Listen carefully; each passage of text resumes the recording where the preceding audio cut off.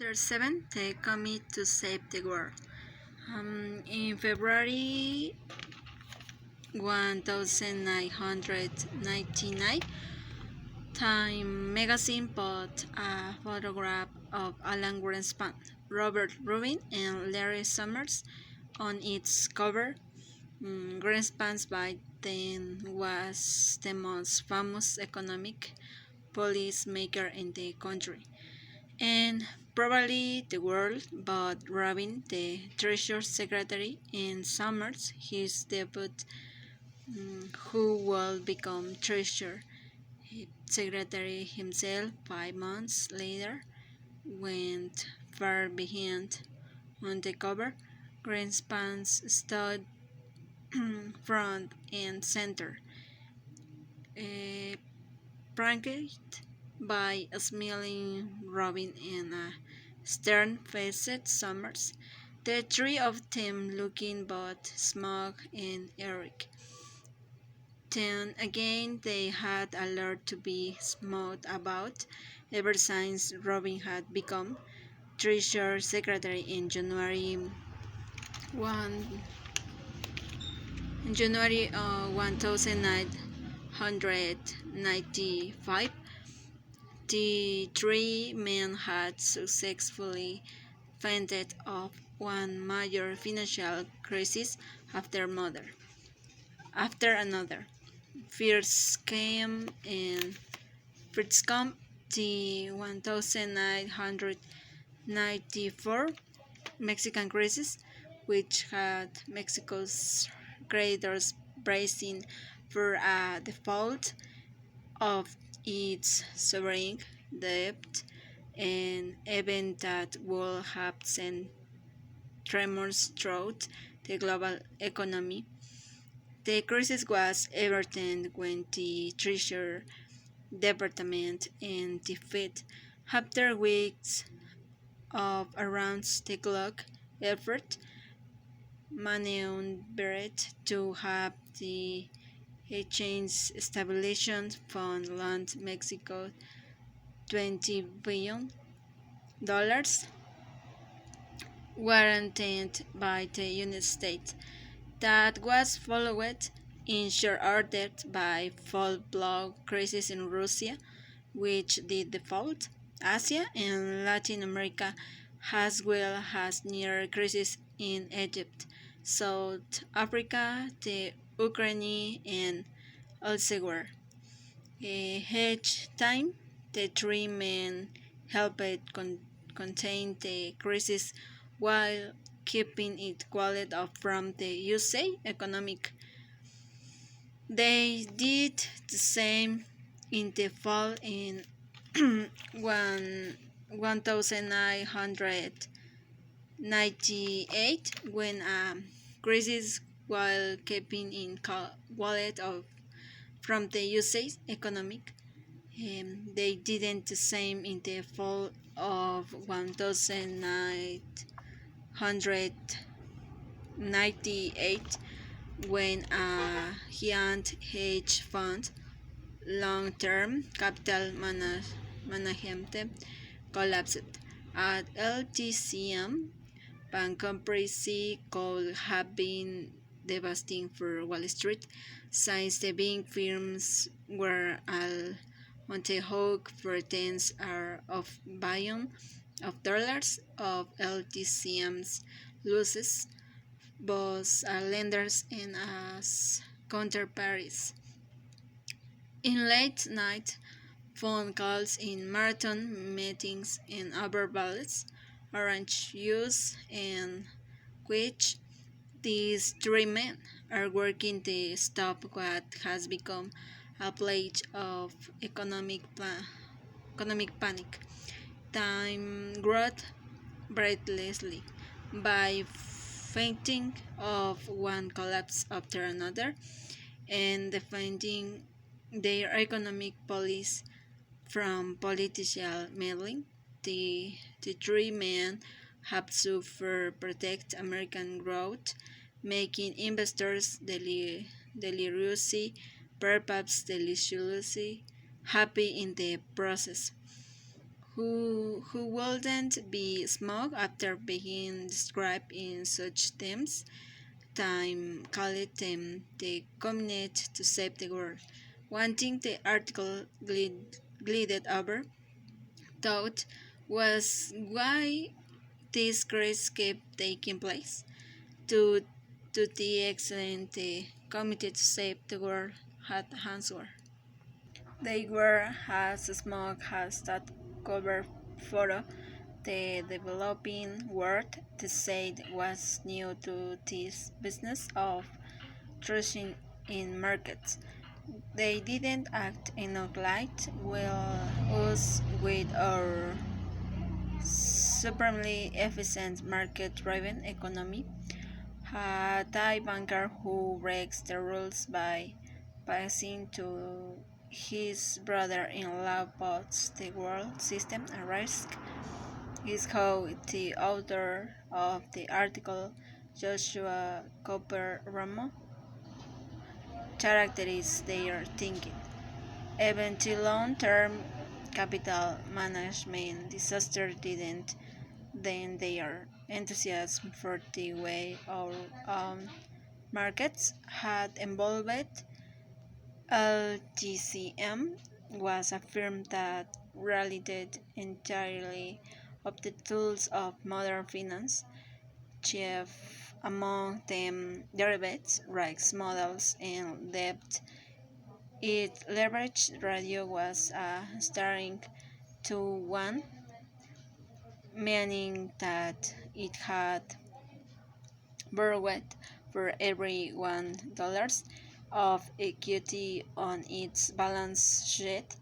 The notional value of its derivatives book was more than $1.25 trillion, and the fact that LTCM traded almost exclusively in derivatives was the central reason it had been able to accumulate so much debt.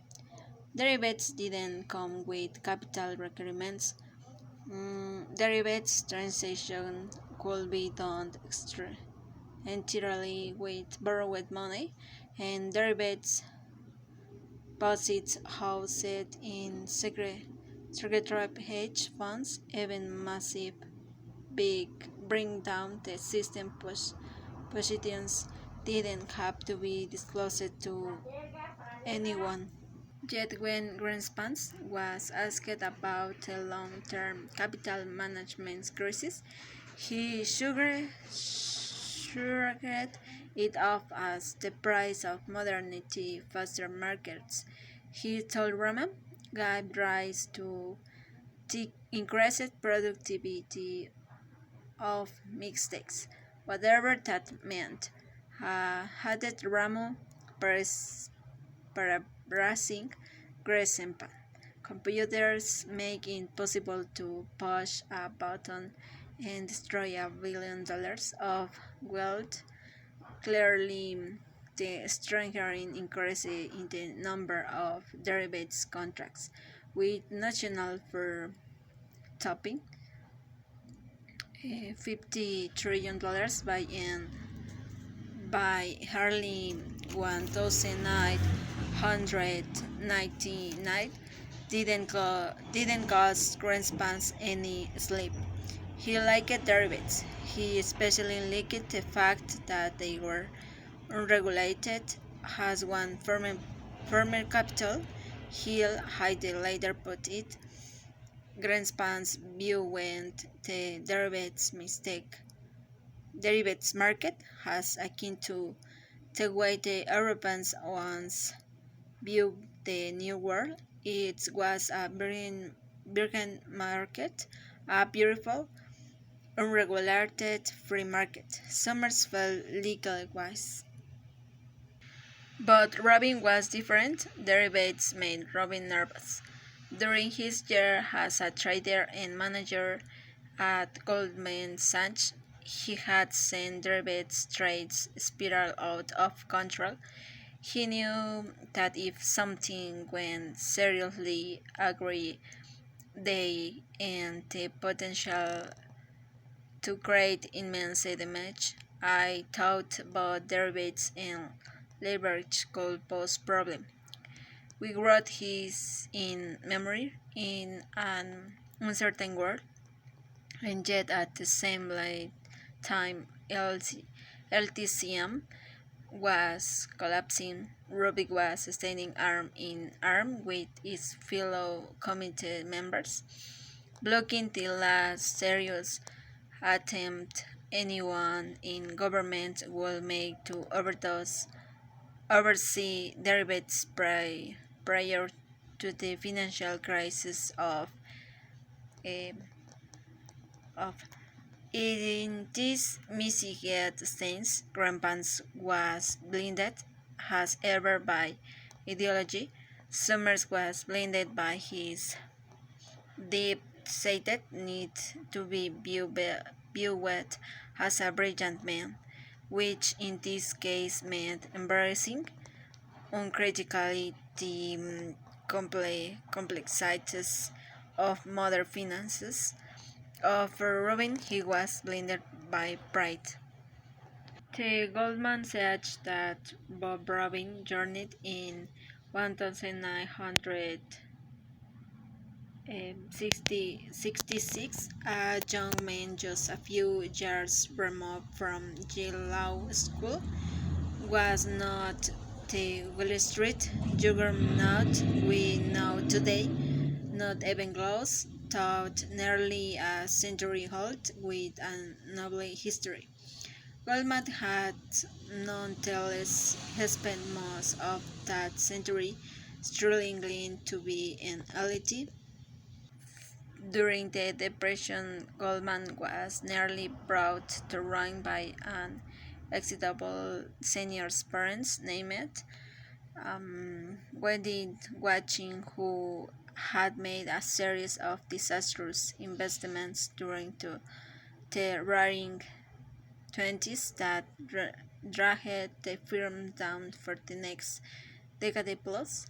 According to the partnership, A History of Goldman Sachs, written by Charles Ellis, it was saved in part by the forbearance of the ruling Sachs family, which covered its loss for the next 20 years, and in part by the savvy senior's parents in the Weinberg, who had joined the firm as a janitor in 1907, took it over after Catching was ousted, and rolled in until his death in 1969. Weinberg was a Wall Street giant. Wall Street, the press calling him, he revealed Goldman as a place where the relationship between a corporate clients and its Goldman Sachs investment banker was paramount. More often than not, that investment banker was Weinberg himself, has laid in 196 when he was 65.